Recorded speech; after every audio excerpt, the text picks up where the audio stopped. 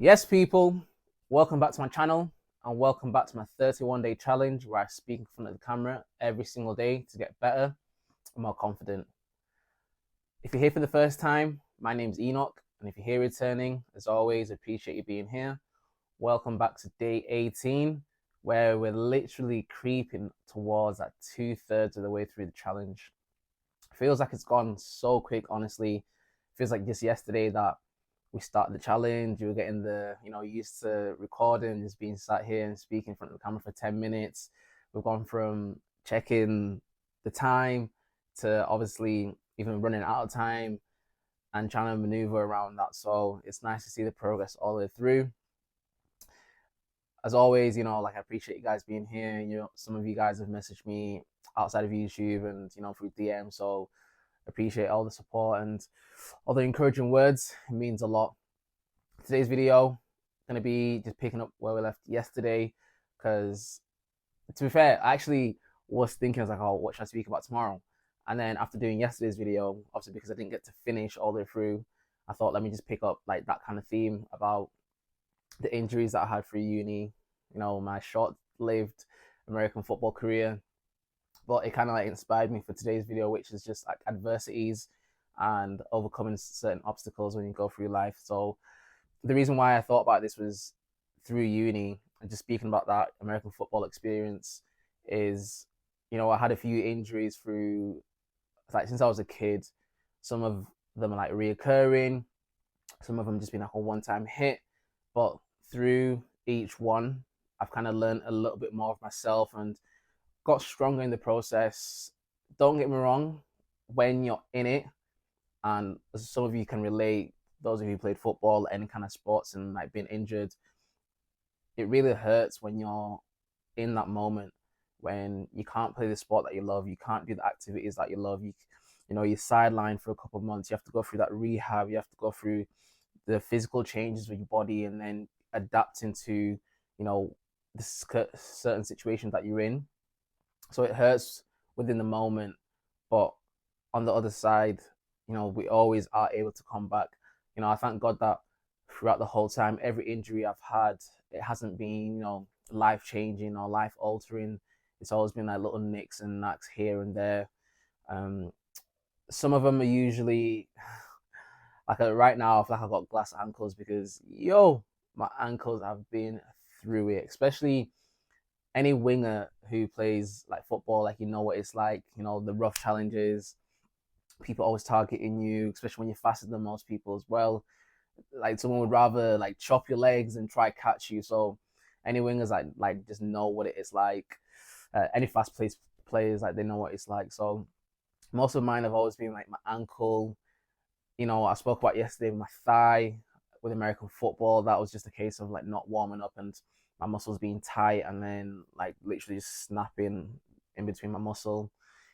I've had knee issues before. I've had shoulder, which is probably, and it's weird because it's all on this side as well. My ankles, it's usually my right ankle. And then in terms of other body parts, shoulder was one of them. Knee, my left knee, my left wrist. So yeah, my body's been through it, man. But other at the other side, come back stronger. I think two of my most difficult injuries and adversities I've had to overcome were definitely my shoulder and knee. And there's a lesson in both. I'll start with the knee because that's a bit of a quicker lesson. So I was like 16, 17. Was it 16? I must have been like 16. I was playing football. Nothing, just something casual. And I jumped up to, there was all balls in the air, jumped up to go for the header, and then someone who was obviously like jumping up with me, like they didn't jump as quick as I did, and in doing that, they'd like push me a little bit. So as I was coming down, so they're kind of like coming up, so they kind of like pushed me, and the landing because of that, I didn't land the way I was, gonna land, and in doing that, I kind of like I feel like I forced something in my knee. It jolted, and I felt it go straight away. Anyway, fast forward to the end of the game, it was really hard to like move. I couldn't walk like that night. I remember getting home, I couldn't really walk. the next morning, like through sixth form, like I was struggling to walk all the way through the week, and it just felt really tight. I couldn't bend my knee the way it normally bent, but I didn't think it was too serious because I just don't know. I didn't go to the X-ray, the hospital to get an X-ray or anything like that. But now, in hindsight, I definitely should have like checked it out because I've always got this like knee issue where like my right knee it bends straight, whereas my other knee, because of I think that injury, it bends. So like my right knee goes to about here, and then my left knee, imagine it comes just a tiny bit. So I definitely feel there's an issue there. And then the other injury was my shoulder. So same things playing football in uni, and same thing happened. Someone played a ball to me on the wing, and knocked the ball past someone. So I've gone past. Now I'm running for the ball, and then the next defender comes in, and I can see him. So I knocked it past him, and then I jumped over, but he came in with a sliding tackle. So at that point, he clipped me, and in doing that, I've obviously fell over like while I'm in midair, and I landed directly on my shoulder. Now I can't remember the exact name of the injury. I don't want to like butcher it, but it's like an ACJ tear, and basically you've got it in 6 different stages. So you got stage 1, stage 2, stage 3, stage 4, stage 5, stage 6. Mine was stage 3, and basically when I went to the hospital, because it was basically dislocated, they said stage 1, stage 2, you're fine. You don't have to do any surgeries or anything like that. It'll just like naturally heal itself over time. Stage 3 is when it gets a bit techie. Stage 4, definitely surgery. Stage 5, surgery. Stage 6, surgery. Stage 3, where I was at, the doctors basically said, you've got a choice. You either do the surgery and obviously go through rehab and get your shoulder back to kind of where it is, but it's not always guaranteed because obviously surgery has its implications and there's always a risk towards it. Or you can let it heal naturally.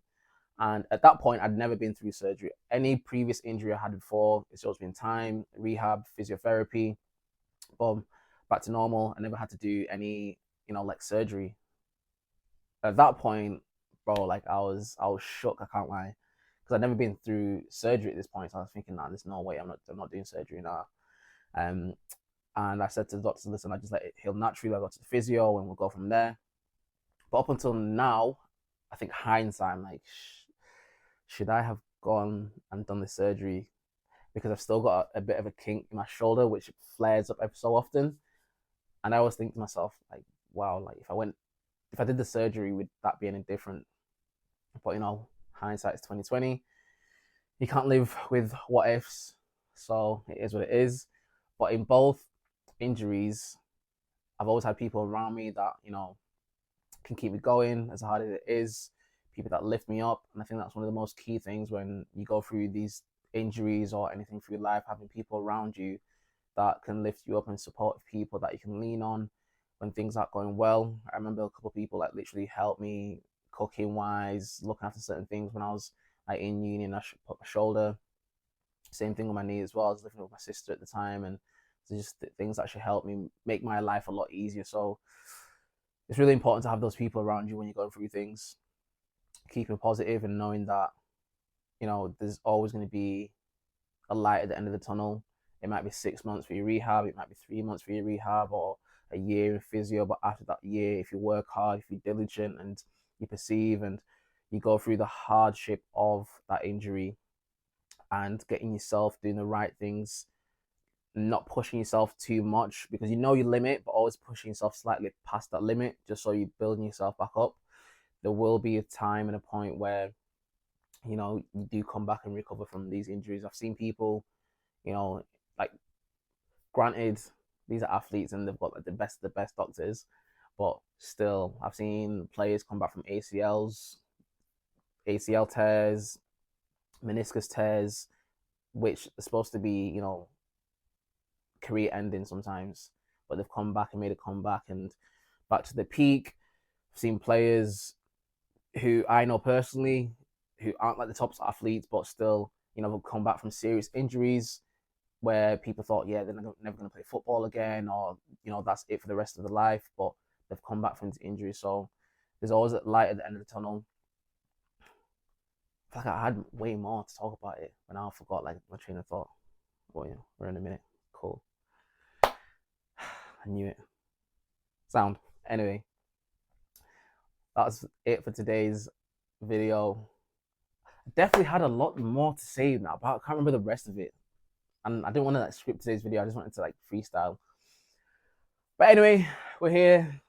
10 minutes is done. Day 18 in the bag. As always, like, comment, subscribe. Thank you for watching. Thank you for sticking to the end. Peace, love. See you on the next episode. Not episode. Oh, I forgot my own ending. Damn. Peace, love. See you on the next page.